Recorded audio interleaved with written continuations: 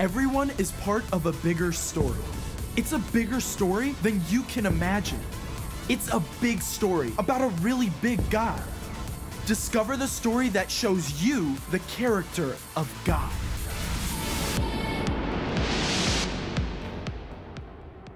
Hey friends, I'm Caleb. Let me introduce you to my Bible. Inside, you'll find 66 individual books that fit together to form God's one big story. Even before the world was created, God knew us and loved us. When people turned away, God never turned away from us. In fact, from the very beginning, God had a plan to restore us to relationship. And at the right time, God sent Jesus to live with us and to give up his life in our place. When we follow Jesus, we can live with God forever. That's an incredible display of kindness. And God invites us to share that kindness with those around us. I've got 4 stories right here to show us what that can look like. We're gonna get started in the book of Matthew. If we wanna know what God is like, the best thing we can do is to get to know Jesus. Even though he's God's son, Jesus doesn't demand special treatment. Instead, Jesus spends his time with those who are outcasts or considered unimportant, people who are sick, those who have done wrong things, and even little kids. For a perfect snapshot of God's kindness, look at Jesus. Time to head back to the Old Testament and the book of Ruth. Though Ruth lives in the land of Moab, she marries a man from Judah. And long story short, the men of the family die, and Ruth's mother-in-law, Naomi, is left all alone. Now, Ruth could easily go back to her own family, but she chooses to stick with Naomi and make the long trek to Judah. And spoiler alert, because of her kindness, Ruth becomes the a lot of greats, grandmother of Jesus. Speaking of which, we head back to Matthew for our next story.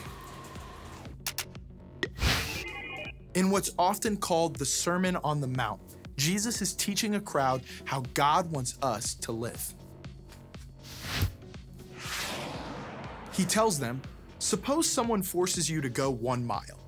Go 2 miles with them. See, at that time, a Roman soldier could make anyone carry their pack for 1 mile and no more. But Jesus flips the script.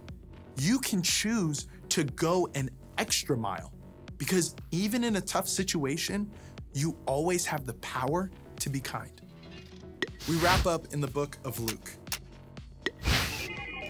One day, a law expert challenges Jesus about who really deserves kindness. Jewish law says to love your neighbor as you love yourself. So the expert asks, who is my neighbor? As he often does, Jesus answers with a story. When a man is injured on a road trip, 2 good guys ignore him, but the bad guy chooses to lend a hand and be the true neighbor. Following Jesus means choosing to show everyone that they're valuable, from your family and friends to the kids others ignore. That's what true kindness looks like. And I can't wait to see how it shows up in you and me.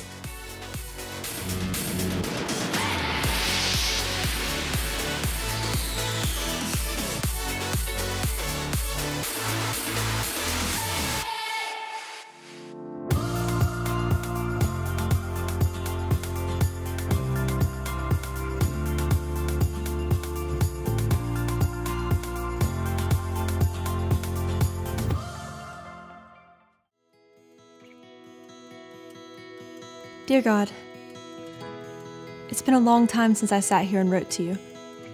It brings back a lot of memories. You know I don't like camping, but for some reason, my new little brother and sister love it. That's why way back in October, I told them I'd take them up to the Highlands and camp. I knew I could come in over the break, and Mom and Dave wanted to leave town, so it was gonna be perfect. Until I saw the weather forecast. I mean, camping is bad anytime, but camping in the cold with 2 little kids? No way. The trouble was, Riley and Jones had their hearts set on it. Did you see those little backpacks? Adorable. I had this brilliant idea to do a kind of puppet show to tell them how we couldn't go. That went well. Not. I think I broke their little hearts. It made me laugh, but I'm sure to them I seemed like an awful person. That's when I remembered that I did like one kind of camping.